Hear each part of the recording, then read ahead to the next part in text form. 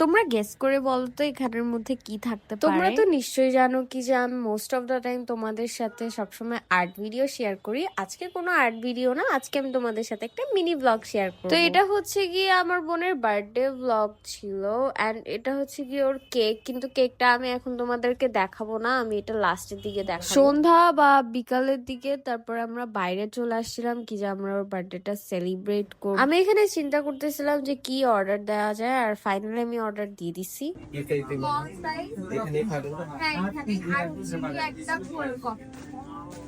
এখানে আমি অর্ডার দিছিলাম একটা কফি আর হচ্ছে গিয়ে একটা পিজা। পিজাটার নামটা অনেক ইউনিক ছিল, এটার নাম বড়লোকি পিজা ছিল।